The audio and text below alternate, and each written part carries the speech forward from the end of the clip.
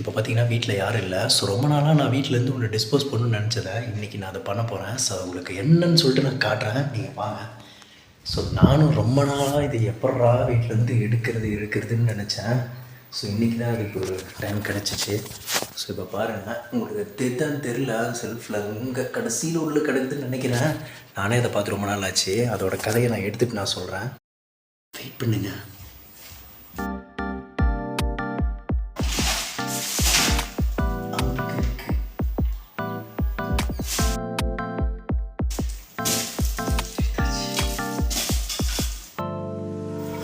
எவ்வளோ குப்பையாக இதுதான் அந்த இது. ஸோ இதை பற்றின கதை உங்களுக்கு நான் சொல்கிறேன். இந்த கதை நான் புதுசாகவும் சொல்ல போகிறதில்லன்னு நினைக்கிறேன், ஏன்னா எல்லாத்து கதை மாதிரி தான். ஸோ என்னோடய கதை இந்த கதை ஒரே நிமிஷம் நான் ஷார்ட்டாக சொல்லிடுறேன். இதை பற்றி நான் வந்து ப்ரப்போஸ் பண்ண தான் நான் வாங்கினேன். ஸோ என்னோடய காலேஜ் ஃப்ரெண்டாக, ஸோ அவளுக்கு நான் ப்ரப்போஸ் பண்ணுறதுக்காக, ஆனால் காலேஜ் டைமில் இல்லை, இப்போது ரீசெண்டாக ஒரு 1 year ஆகிருக்கும்னு நினைக்கிறேன். ஸோ அப்போது வந்து நான் ப்ரப்போஸ் பண்ணலான்னு நினச்சி இதை நான் வாங்கினேன்.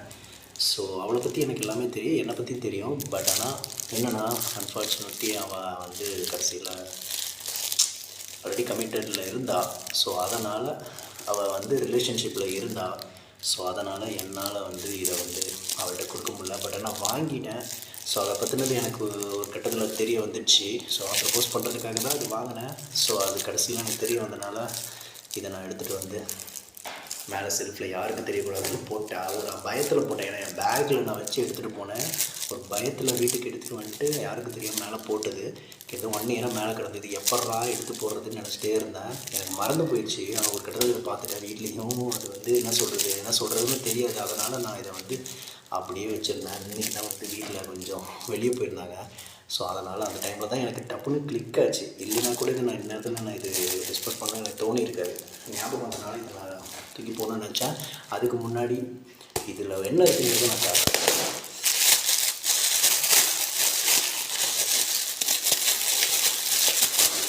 லவ் ப்ரப்போசல் மாதிரி தான். நான் புதுசாக ஒன்றும் வாங்கலை. இது நான் வாங்குறதுக்கு என் ஃப்ரெண்ட்ஸ்கிட்ட என்ன இது பண்ணுறதுமே தெரியாமல் கேட்டு ஆளாளுக்கு ஒன்று சொல்லி கடைசியில் ஒரு கிஃப்ட் ஷாப்பில் போய்ட்டு கடைசியில் இதுதான் வாங்கினேன். சிம்பிளாக இருந்தது, அது ஒன்றும் கிடையாது, அவ்வளோதான், சிம்பிளாக. அதுலேயும் இல்லாமல் இதில் என்னென்னா, இந்த வேறு எனக்கு பிஞ்சிருச்சு, நல்லா தெரிதான்னு தெரில. ஸோ இதே கொடுக்கலாமா வேணாமெல்லாம் யோசித்தேன். அப்புறம் இது பண்ணி கடைசியில் இந்த மாதிரியும் ஆகிப்போச்சு எனக்கு. ஸோ இந்த ஹார்ட்டின் தான், அவ்வளோதான், வேறு ஒன்றும் கிடையாது. இதைத்தான் எப்படிடா டிஸ்போஸ் பண்ணுறதுன்னு நினச்சேன். இன்றைக்கி பண்ணிட வேண்டிதான்.